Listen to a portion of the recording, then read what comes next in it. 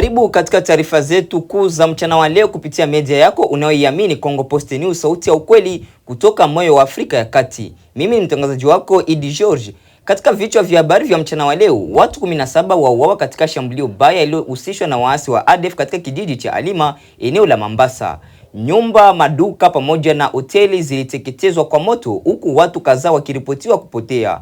Jeshi la Jamhuri ya Kidemokrasia ya Kongo FARDC la wakamata watu wanaoshukiwa kuwa wapenyezaji wa waasi wa M23 ndani ya mji wa Beni. Operation hiyo ya kiusalama pia inafanikisha kukamatwa kwa mzigo mkubwa wa bangi unaodaiwa kutumiwa kufadhili shughuli za waasi mashariki mwa Jamhuri ya Kidemokrasia ya Kongo. Hali ya taharuki inaendelea kushuhudiwa katika baadhi ya maeneo ya Kivu Kaskazini na Ituri, huko vikosi vya usalama vikiongeza operation dhidi ya makundi yenye silaha. Vile vile tutakuwa na habari za kimataifa. Mpendwa msikilizaji wa mtazamaji, tunakukaribisha katika taarifa yetu ya habari za mchana wa leo ili ufahamu mengi yanayoendelea nchini Kongo na pande zote za dunia. Karibu. Katika maendeleo ya kiusalama mashariki mwa Jamhuri ya Kidemokrasia ya Kongo, huduma za kijasusi za jeshi la FARDC limefanikiwa kuwakamata watu kadhaa wanaoshukiwa kuwa wapenyezaji wa waasi wa M23 katika mji wa Beni mkoani Kivu Kaskazini. Kwa mujibu wa vyanzo vya kiusalama, operation hiyo ilifanyika baada ya uchunguzi wa muda mrefu uliofanywa na vyombo vya ulinzi kwa lengo la kubaini watu wanaotuhumiwa kushirikiana kwa siri na makundi yenye silaha yanayoendelea kuvuruga usalama katika eneo hilo. Taarifa zinaeleza kuwa watu hao walikuwa wakifuatiliwa kwa tuhuma za kutoa taarifa za siri, kusaidia usafirishaji wa vifaa pamoja na kurahisisha mawasiliano kati ya waasi na baadhi ya mitandao inayofanya kazi ndani ya maeneo yanayodhibitiwa na serikali. Kukamatwa kwa washukiwa hao kunatajwa kuwa sehemu ya mkakati mpya wa jeshi la FARDC wa kuimarisha usalama katika miji mkuu ya Kivu Kaskazini, hasa Beni, Butembo, ambazo zimekuwa zikikabiliwa na vitendo vya uvamizi na harakati za makundi yenye silaha kwa muda mrefu. Wakati operation hiyo ikiendelea, mamlaka za kijeshi pia zimetangaza kufanikiwa kukamata mzigo mkubwa wa bangi uliokuwa ukisafirishwa kuelekea katika mji wa Beni na Butembo. Kwa mujibu wa taarifa za awali kutoka kwa maafisa wa usalama, mzigo huo unadaiwa kutumwa na waasi kwa lengo la kuingiza sokoni ili kupata fedha za kufadhili shughuli zao za kijeshi na harakati za uasi katika eneo hilo. Jeshi linaamini kuwa biashara haramu ya dawa ya kulevya imekuwa moja ya njia zinazotumiwa na baadhi ya makundi yenye silaha kujipatia fedha za kununua silaha, kuendesha operation zao pamoja na kuendelea kuwashawishi vijana kujiunga na makundi hayo. Kutokana na hali hiyo, vikosi vya usalama vimeongeza doria, ukaguzi wa magari pamoja na operation maalum za kusaka mitandao yote inayohusika na biashara hiyo haramu. Wananchi wa Beni na maeneo ya jirani wanaendelea kutoa wito kwa serikali kuongeza juhudi za kiusalama ili kuhakikisha kuwa mitandao ya waasi inakomeshwa kabisa. Baadhi ya wakazi wanasema kuwa uwepo wa watu wanaopenya ndani ya mji unazidi kuongeza hofu miongoni mwa raia, hasa katika kipindi ambacho makundi yenye silaha bado inaendelea kuripotiwa katika baadhi ya maeneo ya mashariki mwa Jamhuri ya Kidemokrasia ya Kongo. Kwa upande wake, jeshi la Jamhuri ya Kidemokrasia ya Kongo FARDC limewahakikishia wananchi kuwa operation za kuwasaka washukiwa na kuvunja njia zote za ufadhili wa waasi zitaendelea bila kusita. Uchunguzi dhidi ya watu waliokamatwa unaendelea ili kubaini ukubwa wa mtandao huo pamoja na watu wengine wanaoweza kuhusika katika shughuli hizo. Mamlaka za kijeshi zinaamini kuwa hatua hizi zitasaidia kuzoofisha uwezo wa makundi yenye silaha kuendelea kufanya operation zao katika eneo la mashariki mwa Jamhuri ya Kidemokrasia ya Kongo, huko zikitoa raia kwa wananchi kushirikiana na vyombo vya usalama kwa kutoa taarifa yoyote inayoweza kusaidia katika kulinda amani na usalama wa taifa. Tubaki huko mashariki mwa Jamhuri ya Kidemokrasia ya Kongo, hali ya usalama inaendelea kuzorota katika eneo la mashariki mwa DRC baada ya watu wanaodaiwa kuwa wapiganaji wa kundi la ADF kufanya shambulio baya katika kijiji cha Alima kilichopo katika eneo la Mambasa. Shambulio hilo lilitokea usiku wa kuamkia Jumatano tarehe 12 mwezi wa 5 mwaka 2026 na kuacha majonzi makubwa miongoni mwa wakazi wa eneo hilo. Kwa mujibu wa taarifa kutoka kwa vyanzo vya ndani pamoja na mashahidi walionusurika, watu wenye silaha walivamia kijiji hicho usiku, huku wakifyatua risasi ovyo na kuchoma nyumba zao kwa moto. Taarifa za awali zinaonyesha kuwa takriban raia 17 yani 17 wamepoteza maisha katika mashambulizi hayo, huku wengine wengi wakijeruhiwa na baadhi yao wakikimbizwa katika vituo vya afya vilivyo karibu kwa ajili ya kupata matibabu. Mashahidi wanasema washambuliaji hao waliingia vijijini kwa ghafla na kuanza kushambulia bila huruma. Wakazi wengi walilazimika kukimbia gizani kuelekea misituni au katika vijiji vya jirani wakitafuta usalama. Baadhi ya familia zinatenganishwa kutokana na vurugu hizo, huku watu kadhaa wakitajwa kuwa bado hawajulikani wapi walipo.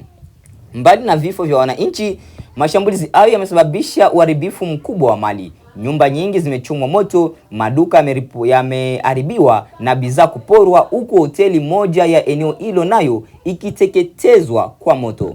Pikipiki kadhaa zilikuwa zikitumiwa na kwa shughuli za usafiri zimechomwa, jambo ambalo limeongeza hasara kwa wananchi waliokuwa wakitegemea biashara hizo kwa maisha yao ya kila siku. Kijiji cha Alima pamoja na maeneo ya Mombasa yamekuwa yakikumbwa mara kwa mara na mashambulizi yanayohusishwa na kundi la ADF, jambo linaloendelea kutajwa kuwa moja makundi hatari zaidi inayoendesha vitendo vya kigaidi mashariki mwa Jamhuri ya Kidemokrasia ya Kongo. Mashambulizi hayo mara nyingi hulenga raia na kusababisha vifo, uharibifu wa mali pamoja na wimbi kubwa la wakimbizi wa ndani. Baada ya tukio hilo, vikosi vya usalama FARDC vimeelezwa kuimarisha operation katika eneo hilo kwa lengo la kuwafuatilia washambuliaji na kuzuia mashambulizi mengine.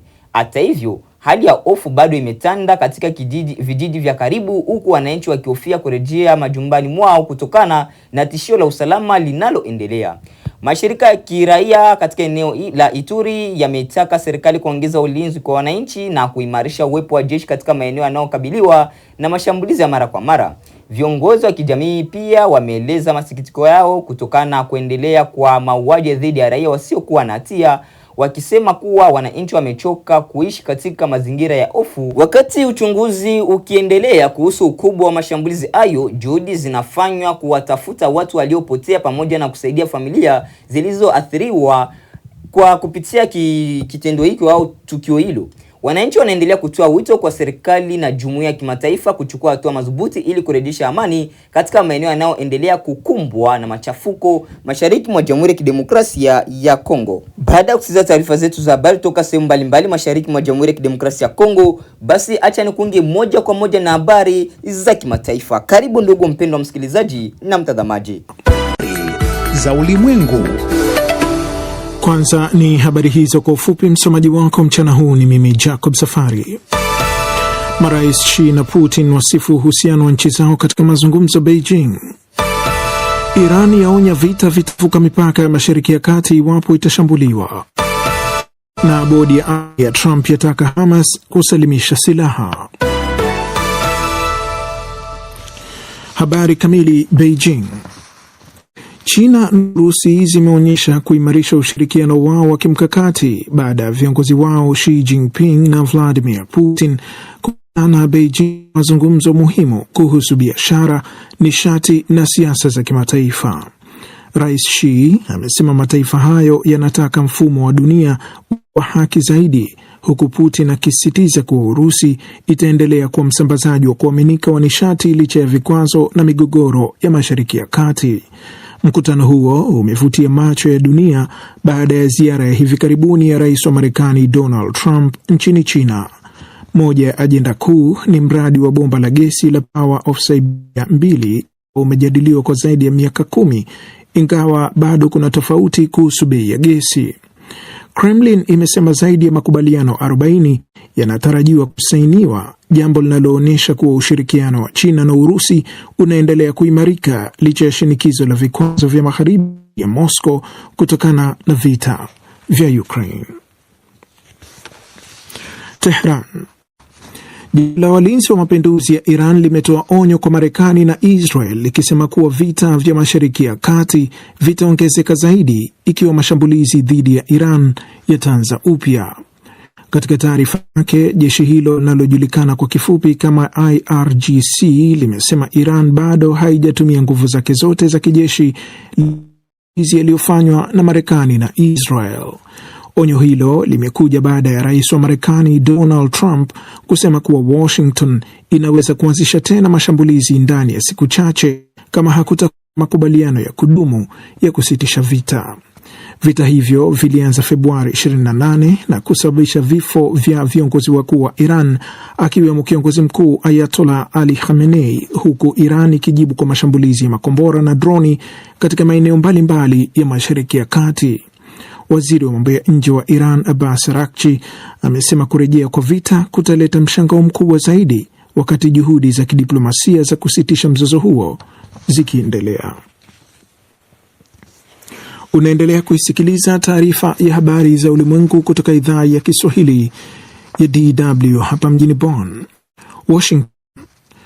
Marekani kupitia bodi ya amani iliyoundwa na Rais Donald Trump imelitaka Baraza la Usalama la Umoja wa Mataifa kuishinikiza Hamas kusalimisha silaha zake ili utekelezaji kamili wa usitishaji vita Gaza uweze kuendelea. Lakini Hamas imekataa madai hayo na kusema ripoti hiyo inapuuza ukiukwaji wa makubaliano unaofanywa na Israel, ikiwemo kuzuia misaada na vifaa muhimu kuingia Gaza. Mpango wa usitishaji vita wa Rais Trump unataka Hamas ivunje mtandao wake wa mahandaki, Israel iondoe wanajeshi Gaza na kuundwa serikali mpya ya kiraia ya Palestina katika ukanda wa Gaza. Wakati huo huo, Israel inaendelea kudhibiti karibu 60% ya Gaza licha ya makubaliano ya kusitisha vita, huku mashambulizi ya anga yakiendelea na hali ya maisha kuwa mbaya kwa zaidi ya wakazi milioni 2 wa ukanda huo. Kusini mwa Lebanon, watu wasiopungua 19 wameuawa na wengine 32 kujeruhiwa katika mashambulizi ya Israel. Watoto 3 ni miongoni mwa waliouawa kwenye kijiji cha Der Kanun al-Nar. Kinshasa. Shirika la Afya Duniani WHO limeelezea wasiwasi mkubwa kuhusu kasi ya kusambaa kwa mlipuko wa Ebola aina ya Bundibugyo mashariki mwa Kongo, ambapo zaidi ya watu 134 wanahofiwa kufariki na zaidi ya visa 500 vinachunguzwa. Maafisa wa afya wanasema virusi hivyo vilisambaa kwa wiki kadhaa bila kugundulika kwa sababu vipimo vya awali vilikuwa vikilenga aina nyingine ya Ebola.